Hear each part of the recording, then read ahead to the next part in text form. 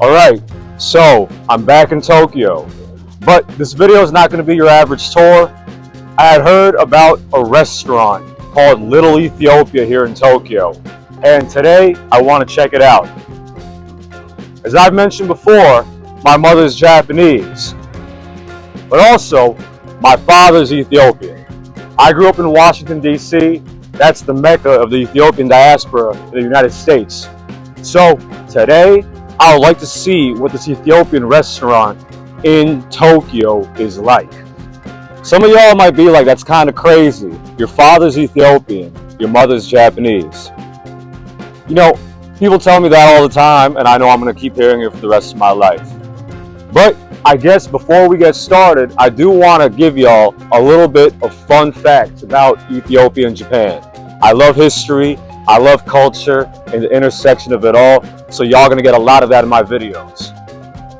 The Ethiopian marathon runner, Abebe Bikila, came to Tokyo in 1964 and won the gold medal in the marathon. That was the second time he did that. That's the first person in history to get 2 gold medals in a row. The first time he did it in Rome in 1960, which he ran barefoot. The second time around, he did it with shoes on in Tokyo in 1964. In fact, there's a city in Japan where they have a name. They have a street named after him.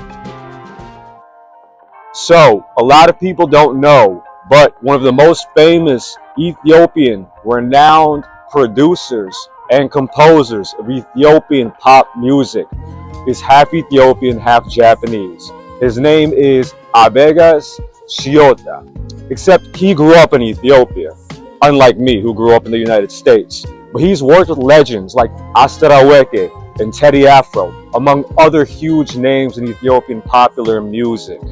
He's basically the Quincy Jones of Ethiopian popular music. He did for Ethiopian popular music what Quincy Jones did working with Michael Jackson and other artists here in the United States. In fact, Abebe has spoken extensively in his interviews about the similarities between Ethiopian and Japanese music, especially when it comes to the pentatonic scale. In Ethiopia, there's a scale called the Tiseta scale. It is a nostalgic genre, sometimes about love, sometimes about the past and beautiful moments. In Japanese, there is the Hirajoshi scale, and these scales sound very similar.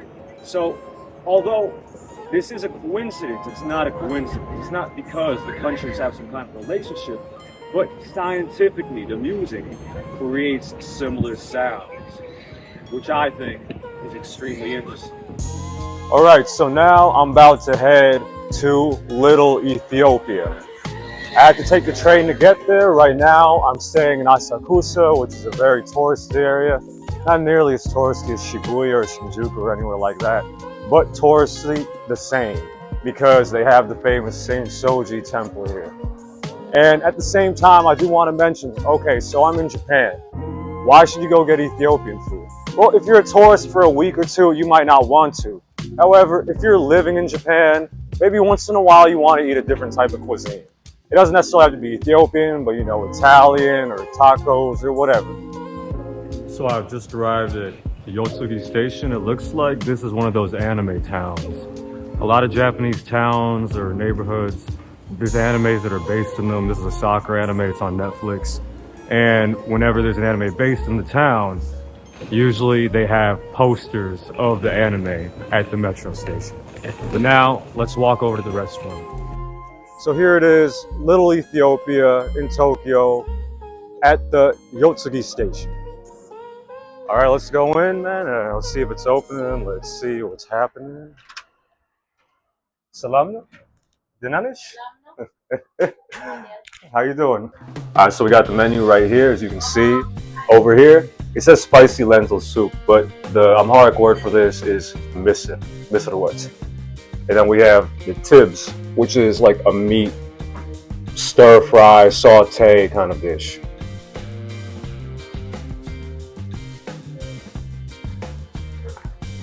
You can't forget the shiro. Shiro is like what your mother or your father would make you at home. This is like the most home type of food. You know, when your parents don't want to take you out to dinner, they say there's shiro at home. So So as y'all can see, I got the Tibs right here, and then I got a little bit of salad, and I got the meat mita. The meat mita is really hot, so you mix the Tibs with the meat mita to make it spicy. And this is a good starting meal. I might get something else. I'm not super hungry right now, but we'll see after I eat this.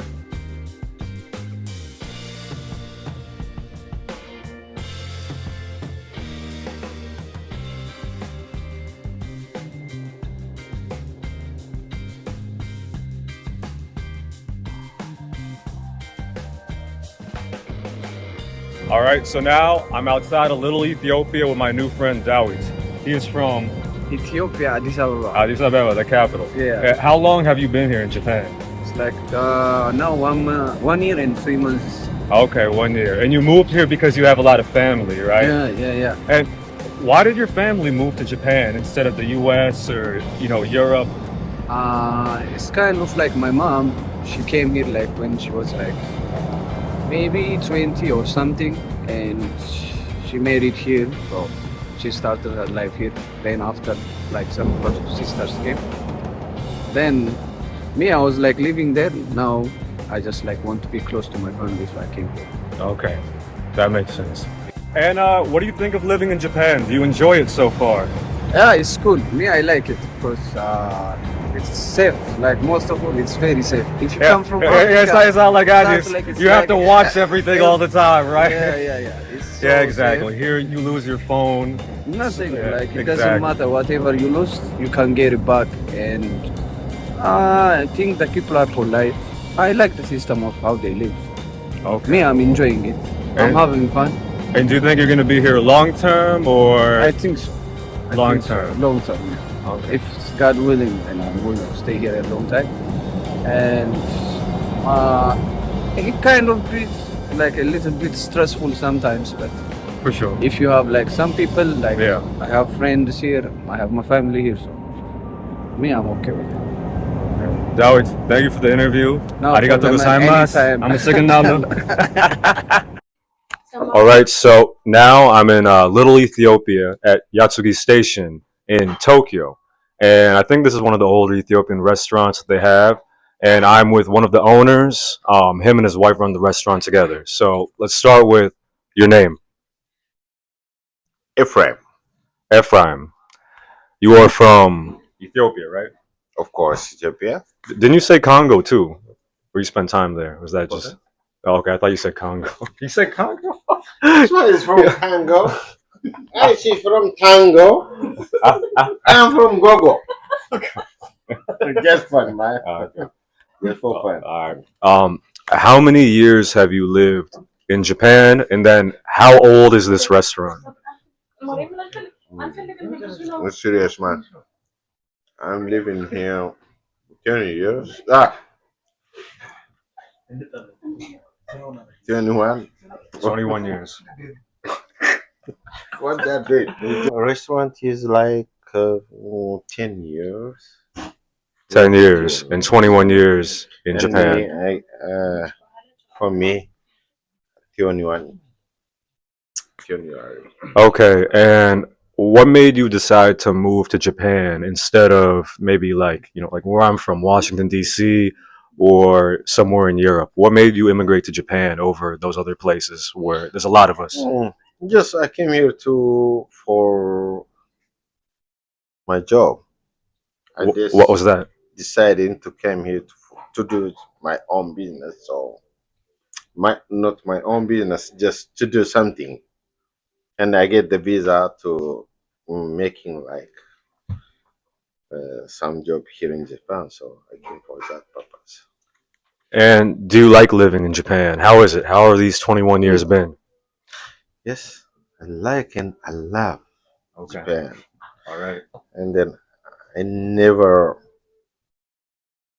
forget about Japan, and then I don't like to go back to my country or to live in.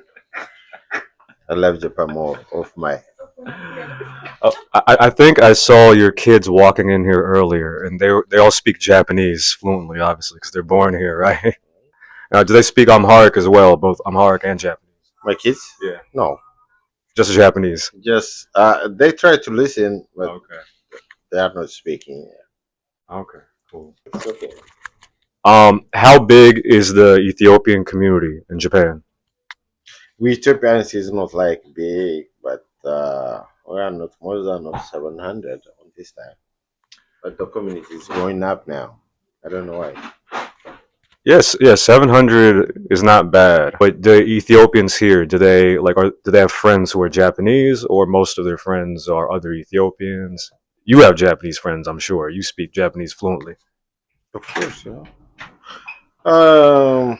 More of this restaurant have like a lot of Japanese friends and family. That's where Ethiopians who live in around is not that much, but this area is calling like Little Ethiopia. It means like Ethiopians living around here. The government is deciding like to calling Little Ethiopia, but we are not much. But about the restaurant, not too much Ethiopians customer, but a lot of Japanese and worldwide customer is more. Do you find that Japanese people like Ethiopian food? I saw some of the customers in here. It looks like they like the food here. Yeah, of course, they looks like typical Ethiopians. Looks like typical Ethiopians. Some Japanese coming to here and they are ordering.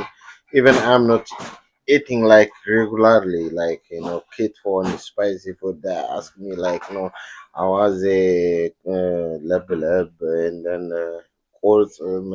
It's like Kurt, that one's crazy. yes.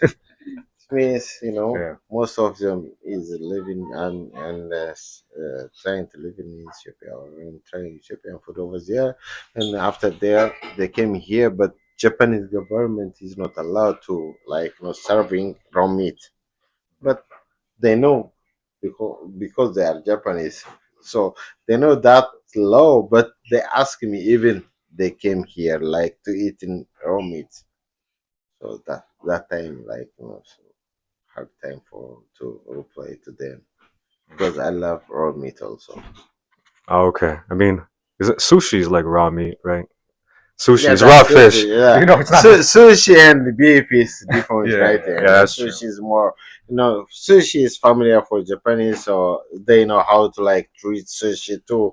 Eating for like eating for raw, and then beef is not familiar for Japanese, so they are imported from America, Australia, and some other countries. So it's like frozen.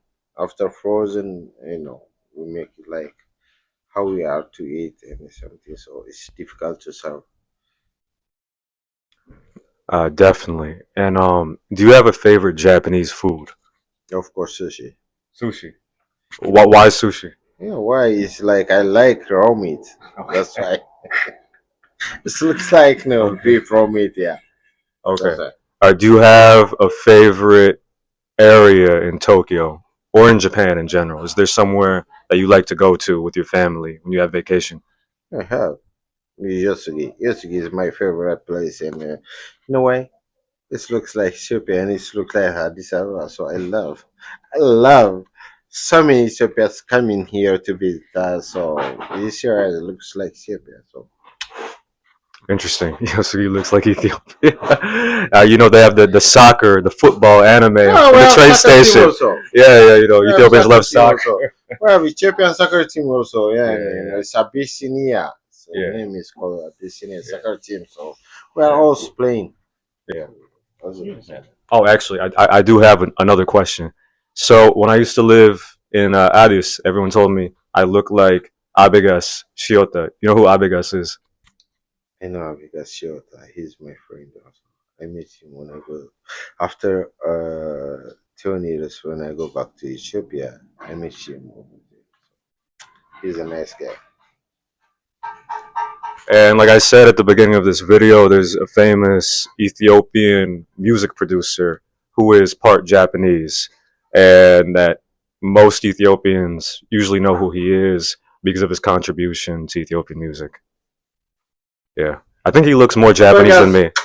Yeah. Love you man. Can you introduce yourself in Japanese?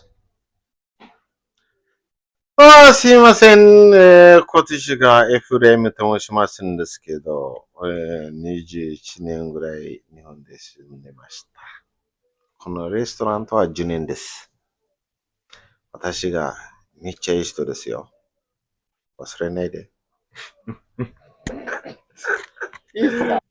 Alright, Ephraim, thank you so much for the interview. Thank you, man. Thank you, man. Oh.